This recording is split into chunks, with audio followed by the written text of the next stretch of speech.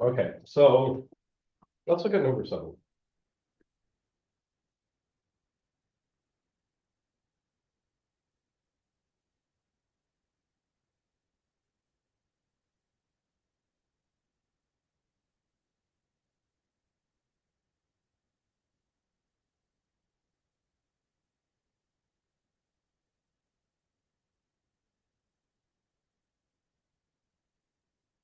We have something like this. Here.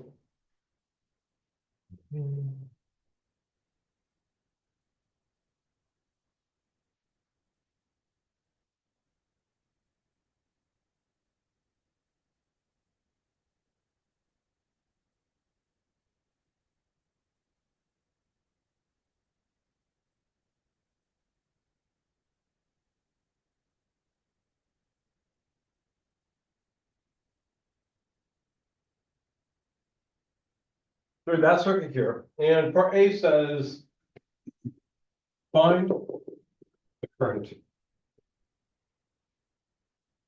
in each ammeter. T equals 0 and T equals a long time. Okay. Now there's going to be remarkably little work in this if you just kind of think about what's going on with it. I mean, if you don't, then you'll have a lot of work to do. Okay, so let's do the long time first. Okay, let's do long time.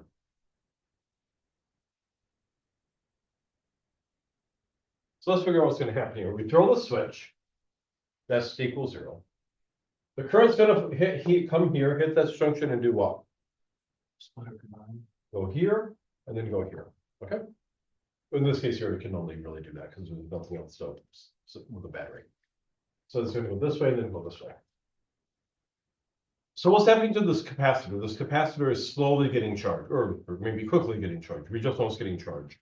If you wait for a really long period of time, what happens? The capacitor is fully charged. Once this is fully charged, how much current is going through here?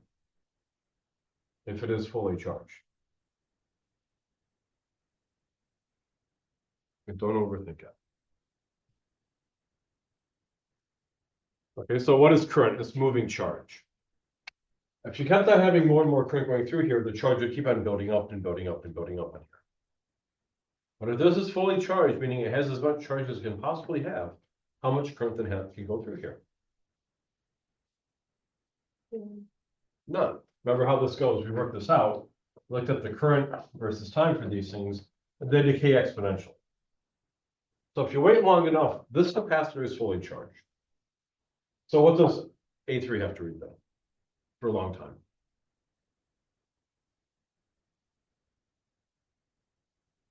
0. Okay, so A3 has to read basically 0. That makes sense because that's fully charged. So what does our circuit really look like then? The current comes here, hits this junction, all of it goes through like this. So what does this part look like then? Which is 1, 2, 3 resistors in series. So for a long time, that circuit looks like this. Looks like this. This part here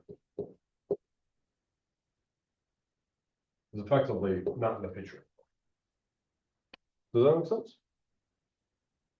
So what do we have? Well, if this is 5, and if this is 10, this is 4. The equivalent resistance then is 19.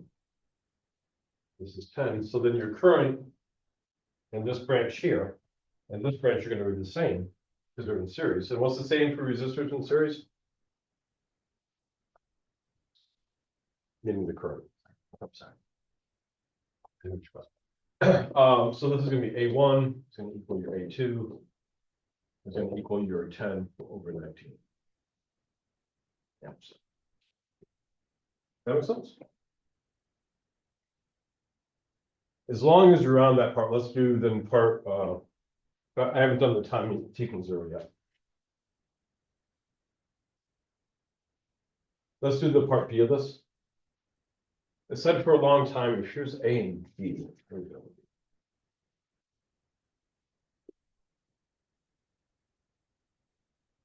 If I put a voltmeter here, for a long time, what would I have to read?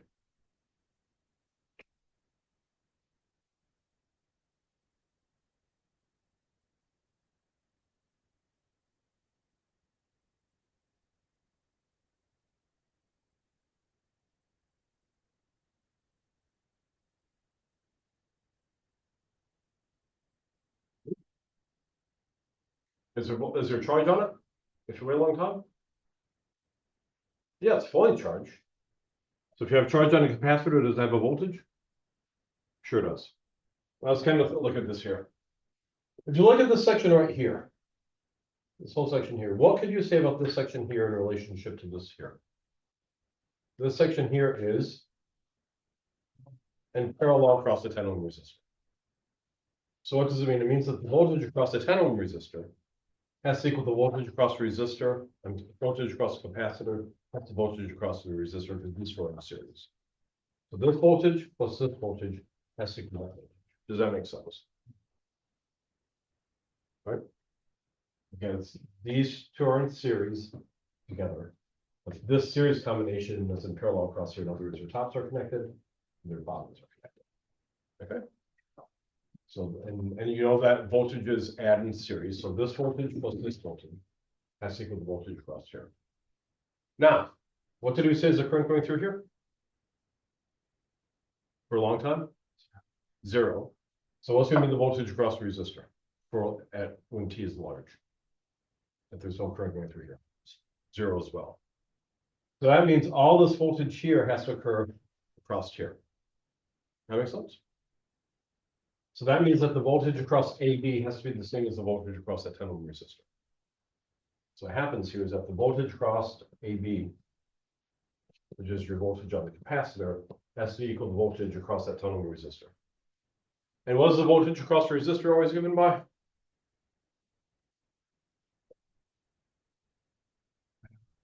Correct. Okay. This has to be with confidence. You have a test on Monday. This has to be with confidence. V equals IR.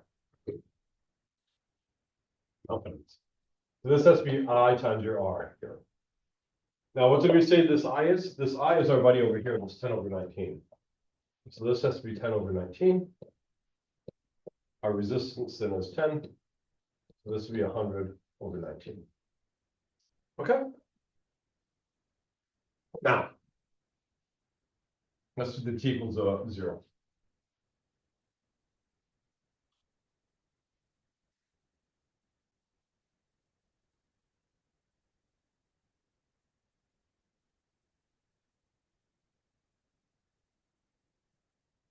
Yeah, let's get this guy out here.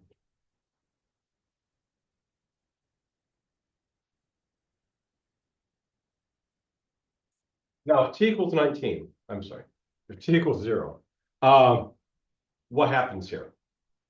The current comes here, it's going to go this way, and it's going to go this way. What is the initial charge on your capacitor when that switch is first thrown? Remember, that switch is thrown, that's our definition of T equals 0. So how much charge is initially then on this capacitor at T equals 0? 0, right? So at T equals 0, the Q equals 0 on the capacitor. If there is no charge on that capacitor, what's the voltage across that capacitor? It's also 0.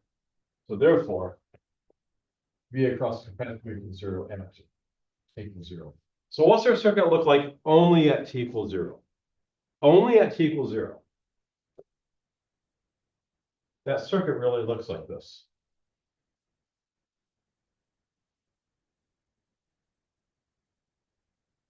I'm dropping off the ammeters.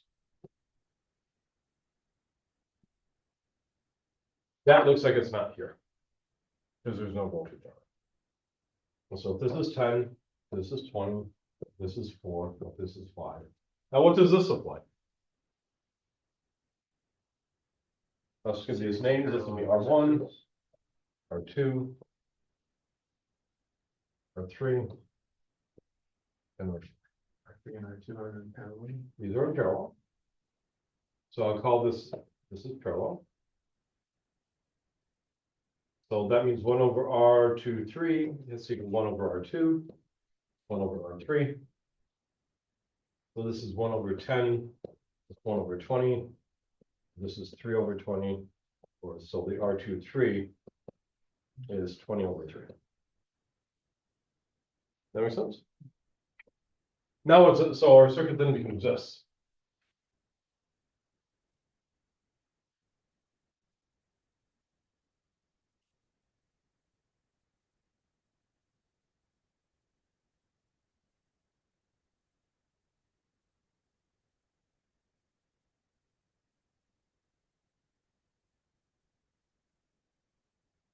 Hey, what is this? Nothing but a series combination. Well, how do resistors, how do resistances go for series? They just add. So that's equivalent here. It's going to be R1, it's R2, 3, it's R4. What does that give us? 5 plus 20 over 3. Sorry about that. Okay. Plus 4. And this is what? 47 thirds. 47 thirds. Okay. That makes sense. So what's the current then going through here? And what's our voltage? 10. So what's the current then? Because now our circuit reduces to this.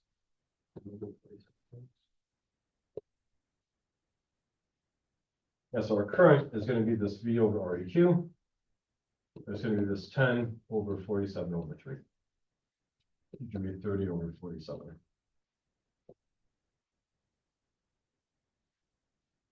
Okay. 3 plus 4 is 7, so it's really 0 over 77. Little Friday joke. Okay. So that's going to be the current going through here. So that gives us one of their answers here. So we have these ammeters. We'll put them back in here. So this is our buddy A1. This is our buddy A2.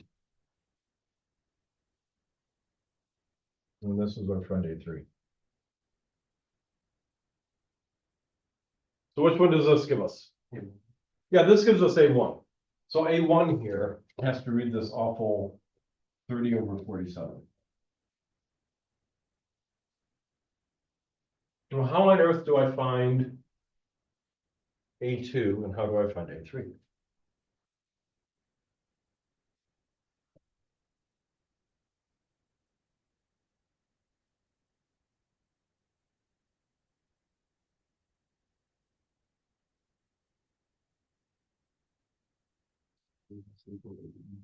Well, where does A23 come from?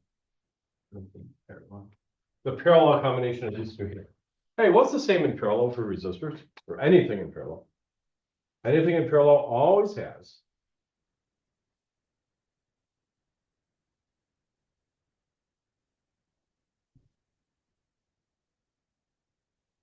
confidence. Yes, the same voltage here. You're just so you know, you're metaphysically just kind of reaching into my chest and kind of grabbing my heart. I'm just kind of squeezing more and more and more, just so you know, just it's happening metaphysically. So our V23 here has to be what? It has to be our I times R23. So this is going to be our 30 over 47. Our R23 is over 3. Okay. So this is going to be what? 200 over 37. Sorry about that. Okay. So what does that mean then about V2? V2 then also has to be V23, which also has to be 200 over 47. And that V3 has to equal V23. Has to also be 200 over 47. So then how do you find those currents? V equals IR. So R3 is V3 over R3. So you have this 200 over 47 over, where'd it go? 20. And this guy here, for I2, would be V2 over R2. Which would be this 200 over 47 over 10. Okay, that makes sense. And the official pile is the official pile, right? 2 minutes, right?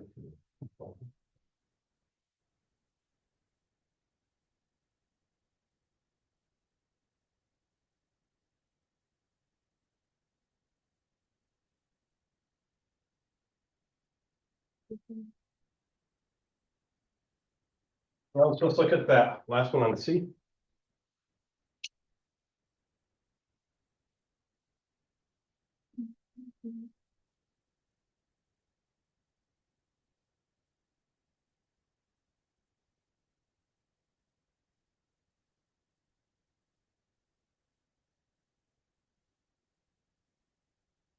So 20, this one here. Let's go back to our circuit here. Now fully charged.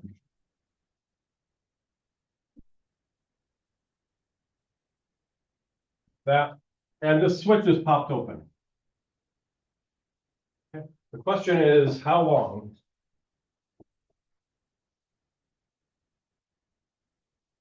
will it take the capacitor to discharge?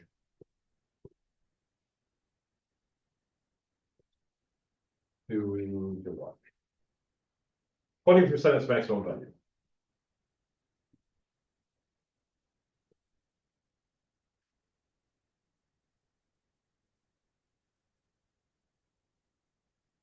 So what do we do with that?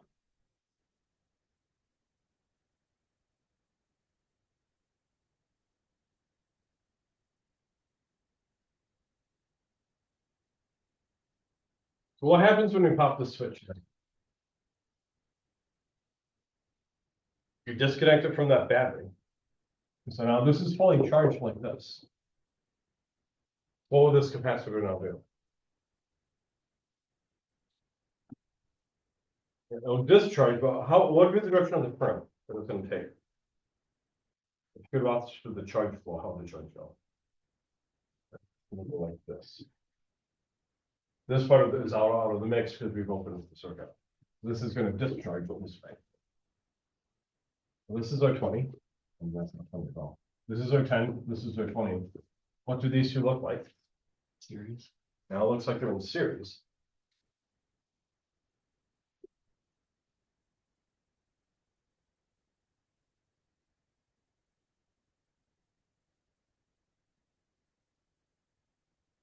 Probably looks like this. Like this R2 plus R3. It's 30.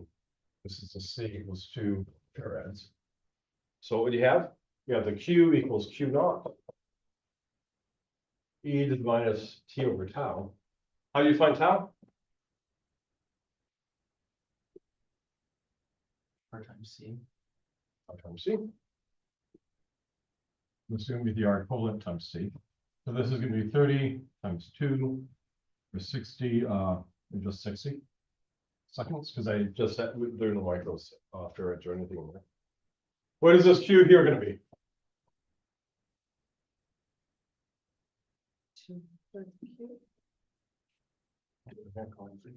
Okay, this 20%, we're going to write it as 0.2 Q max.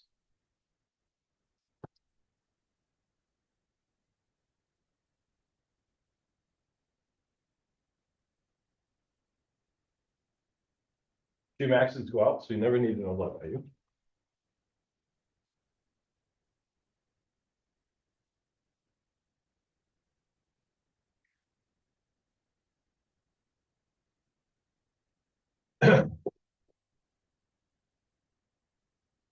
So how do you solve that mathematically? Take the ln.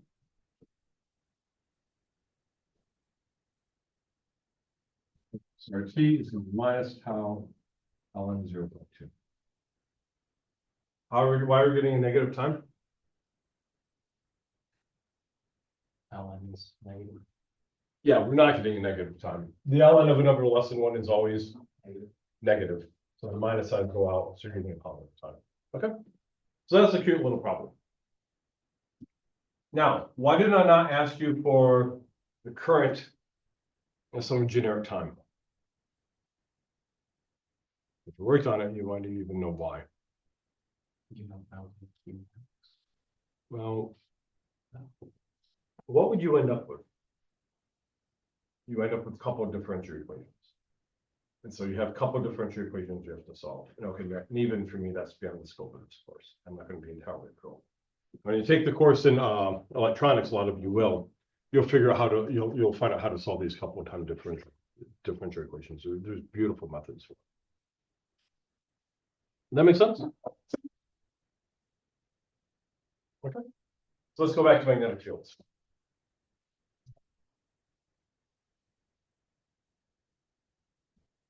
So how do we make a magnetic field?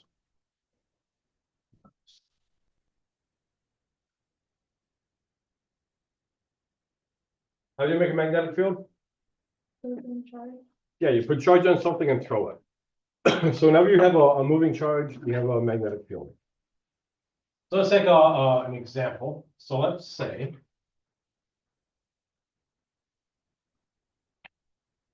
I have a wire like this. My current here, right? And I have a positive charge here moving this way. I have negative charge here moving this way. This is the plus Q. This is the minus Q. I want you to find the force on each of these.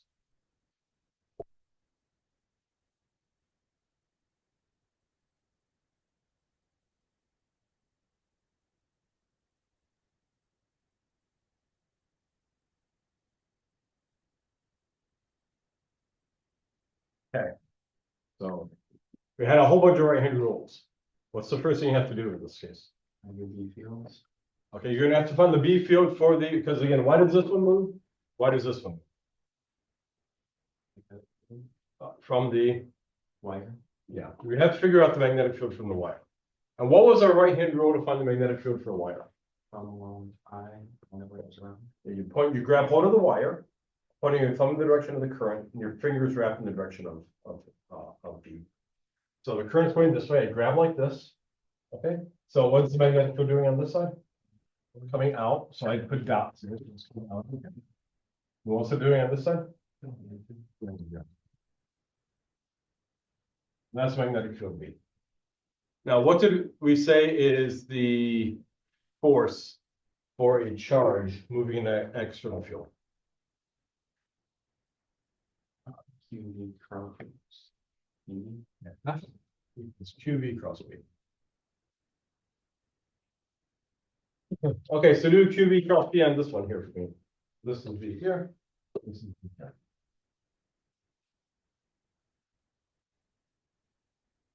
B cross into B. What do you get? This is going to be going up. We haven't done a negative charge yet. Figure out what this one is. So pretend it's positive.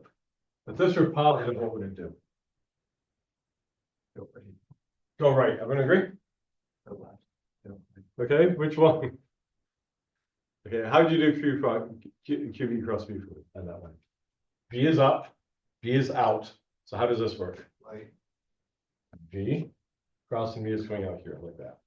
Now, there's a Q in front of this. That Q is negative. So what's going to happen to the direction of the force? It flips. So what you would have, I would have this. That would be if I had a positive Q. But I'm actually going to end up with this. Because the Q is negative. Okay.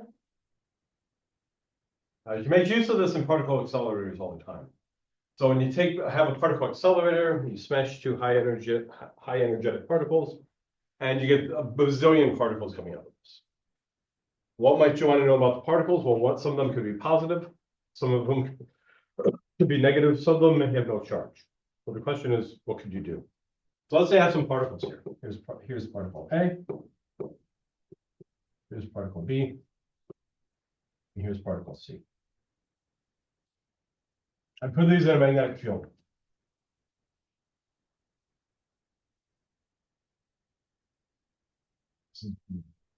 This one goes straight through. This one goes like this. This one goes like that. Okay. Which one's positive? Which one's negative? Which one has no charge?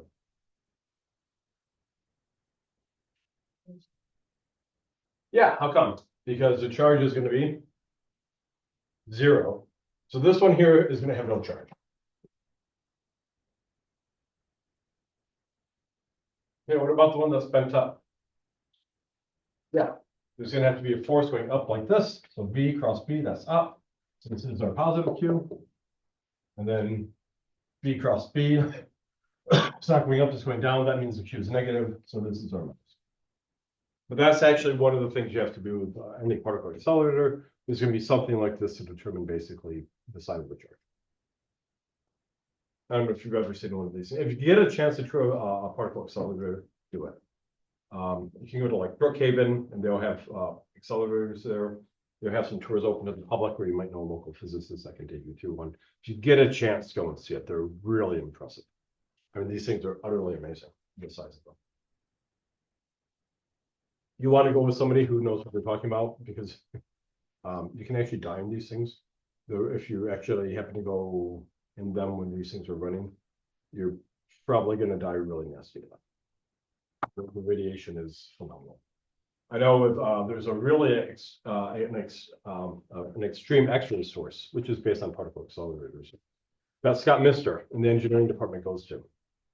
And what you do is you have these highly energetic electron beams, you bend them, and then they give off radiation, and you make X-rays, and you have little experiments to where the X-rays come out. And you have like a little room that just set up your little experiment in there. And if you make the mistake of actually being in this room, there's like a little door to let the X-rays go in. And let's say you're in there, unfortunately, and you realize, oh no, they turn on the beam. I'm going to shut the window so that the beam can't get inside. Even if that door shuts almost immediately after the thing starts, you already have a lethal dose of radiation. You're going to die. You're dead. Although the number of X-rays is, I mean, compared to any normal sources, so something like 10 to the 18th times what a normal X-ray does. So you're just dead almost instantaneous. You want to pay attention. But they're cool to look at if you've never seen one. They're utterly enormous. Okay, let's try another one.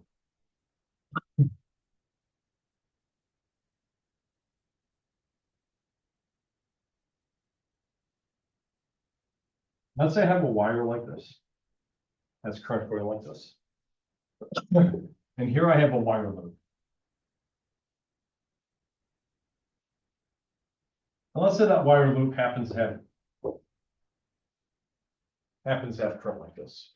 So this would be I1, this would be I2. I want to figure out the direction of this wire loop. In which direction does the wire loop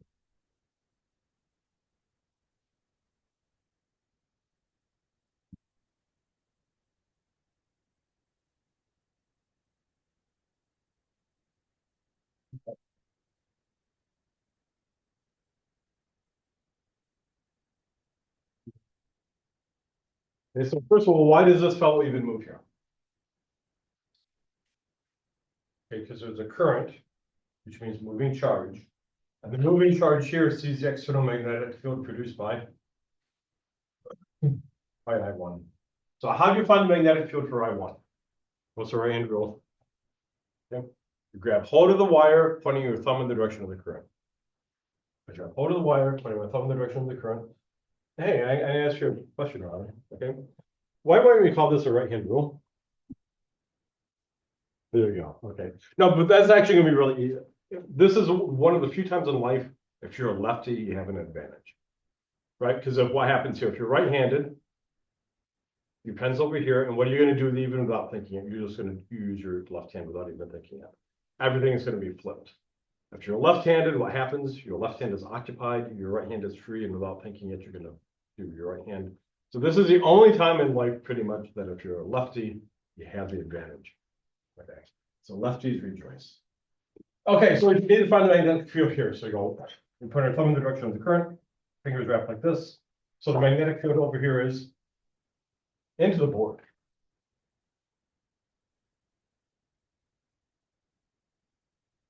Like that. Now, what is current? Current's nothing but little positive charges moving like that. So here's a little positive charge moving this way. Here's a little positive charge moving this way, little positive charge moving that way, little positive charge moving that way. Okay, let's look at our buddy on this side here. What's going to be the direction of the force here? I'm hearing a left. Convince me. Right? It's going to be F equals QV cross B. V cross B is going to be this one. So this is going to be the force on the left side. Okay, what about over here? V cross B. This would be the force on the top. This side. Right. V cross B, it's going this way. Right. Bottom. Down. Down. Let's see. Okay. So that's what we have here. Now there's something we don't know yet, but I think it's going to be, it won't be. I think you'll agree that it makes sense. What do you think is going to happen to the magnetic field the further along I get? Move away from the wire. I think the magnetic field is going to go up or down. It's going to go down. So what happens here, the further you go this way here, the magnetic field gets weaker and weaker and weaker. So how does the force on the left compare to the force on the right? We'll prove that later on. We're just not yet. Stronger. Yeah, this force here has to be greater than this force here because this side here is closer to the wire. So it's going to be a stronger magnetic field. So this side over here, left side, experiences, let's say has, or sees, next close, is stronger B field from wire 2. I'm sorry, from wire 1, then the right side, which is further away.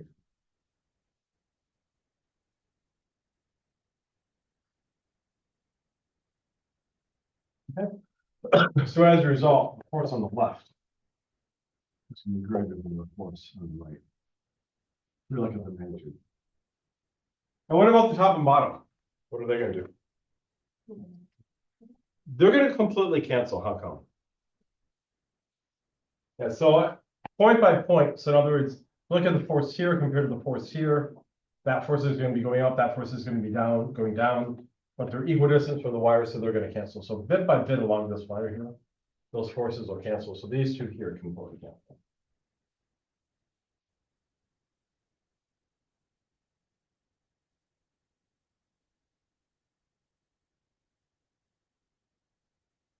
Okay. We'll come back to that. We're going to do a lot of that problem here. We can get a lot of knowledge out of it. Okay.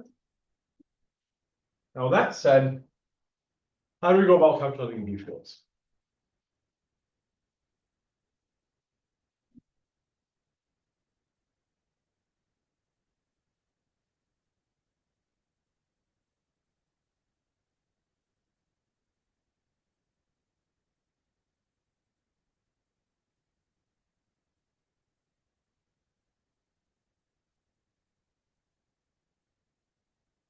Okay, there's going to be two ways. This is going to be the first way. Okay, so the first way. Well, let's say the first method. We will use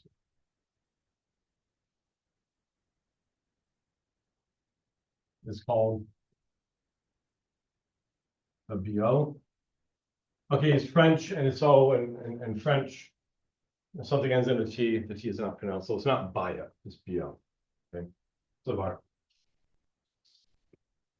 Oh, it's very terrible. It was awful. No one else wanted to be around them. Oh, BO's coming. Oh no. The BO's are off. Now I'm going to say this is always true, but I've just showed you why. It is not always true. It is frequently true. I don't want to go into the technicalities of why it's true or not true. If you take the course in advanced E&M, which we offer, you have 2 semesters on it, we'll tell you why. It has to do with the fact of something being what's called steady state. And so in this class, you're only going to have steady state currents, and so we don't have to worry. I'm going to treat it as being always true, even though I just told you why. Okay. So the Beelzebub.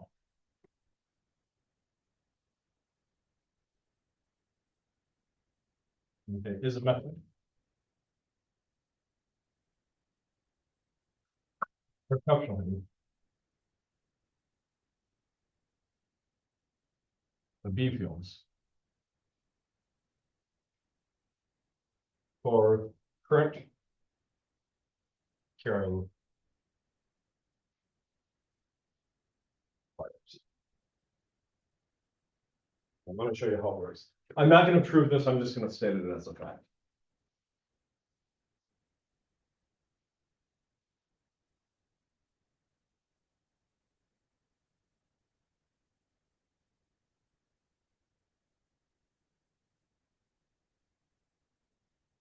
So what I'm going to do is make an analogy. Here's going to be the electric case, electrostatic. And here's going to be something, it's really called magnetostatic, which is when this is true, and it has to do with steady state, so don't worry about that. This is going to be the magnetic case. And what I'm going to do is a one-to-one correspondence. So here I have an arbitrarily charged object.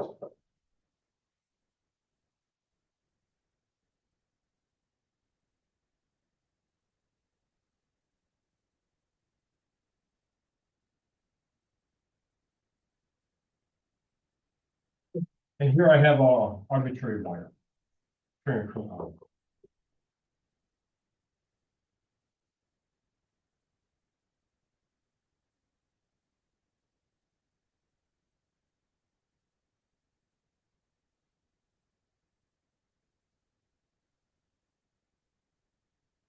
going to do one-to-one correspondence here.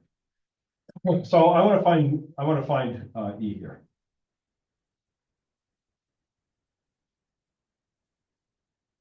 I'm going to pick a point here. I want to find B. Okay. So you tell me how to find E here. What was one of our techniques for finding the electric field for a charged object?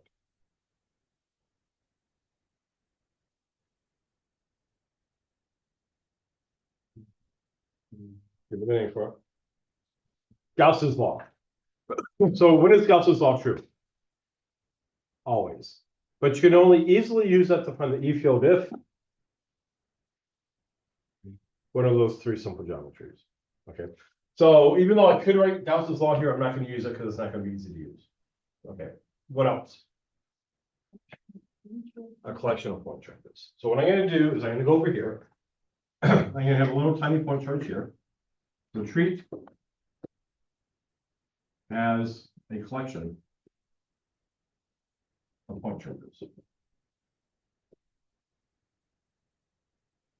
I haven't checked to see whether this is convoluted. It does very often. It has not. This is good. Okay. What am I going to call my little point charge? DQ. And so I'm going to say from here to here, this is my R vector. Yeah. So just from going from DQ to that point is here. And so I'm going to say my electric field here, my DE. What did it say is the electric field for a point charge?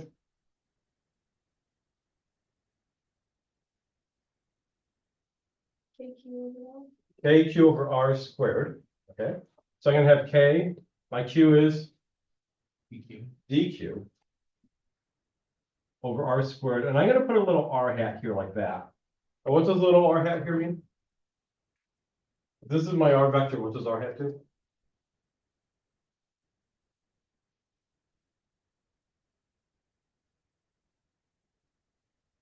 Okay, so how does my R hat go? If this is R vector, R hat's a unit vector going in that same direction. And so this just means that this electric field here points in the same direction as R. Now, is there another way to write K?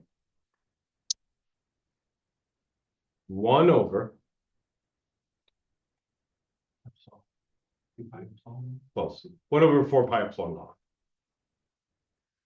So I could just as well say that this is 1 over 4 pi epsilon naught dq over r squared r half.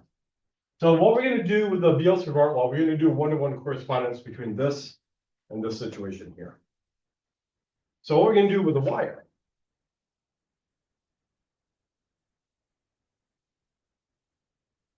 Okay, just so you know, you're going to like these problems, because basically, if you're careful, you can't make a mistake on these problems. You have these things that look utterly impossible to solve, and they're going to be completely trivial. So this is one of these times in these physics files. Good. So let's make a correspondence between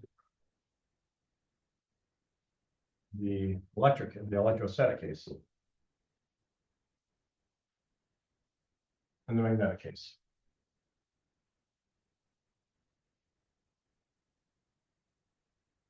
Again, this is actually called a magnetostatic case, but don't worry about it. So I'm going to treat this wire here as a whole bunch of little tiny wire sections. So we're going to treat the wire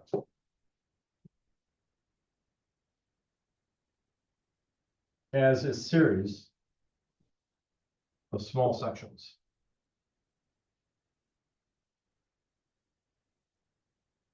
DL. Okay, so I'm going to go over to my wire, and I'm going to draw a tiny little section here, and I'm going to call this right here DL. So what's going to be the direction of DL? It's going to always be tangent to the wire. So DL is like here. In this case, DL would be like this here. Here would be up. Here would be at an angle. Here would be like that. That's how the DL goes. And I'm going to go from here to there. And call that our vector. So what am I going to say? I'm going to say the tiny magnetic field here is dB. So that's the tiny magnetic field due to that tiny little section DL here. And what is it going to be? Well, how do you think it's going to vary as the distance? Well, it's going to go as 1 over r squared again. So this is going to go as r squared. We're going to have a coefficient just like this, but it's a little bit different. So I have a 4 pi down here. But instead of having a constant down here, this one has a constant in the numerator. We call it mu naught. This mu naught is the permeability.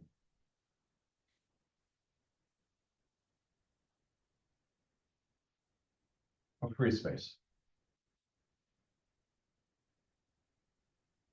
Okay. Okay, so what is epsilon naught? Permittivity of free space. Mu naught is a permeability of free space. I wish they had actually a big difference between the pronunciations of those, but they don't. Now, we have to figure out what the dq is going to be here. This part here, when we go over to here, is going to be a little more tricky. So we almost have to treat this as a unit here.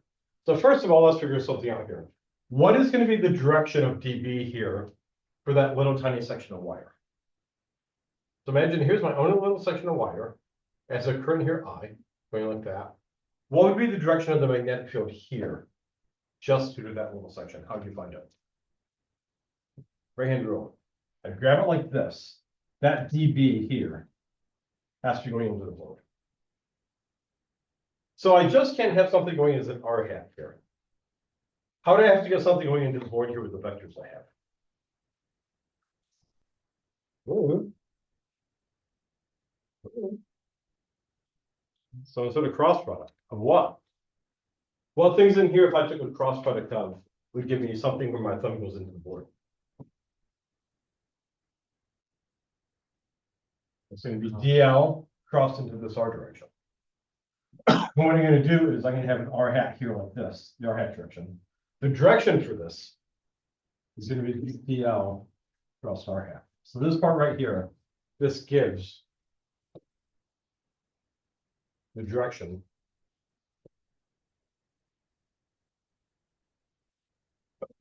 of dV. Now what happens here, well, somehow this has to depend on the current. And so the current actually comes in here like that. So this whole thing here is really acting like the DQR have. It's a little bit funny because of the way magnetic fields work. That's what it is. This right here. This is called the Biot law.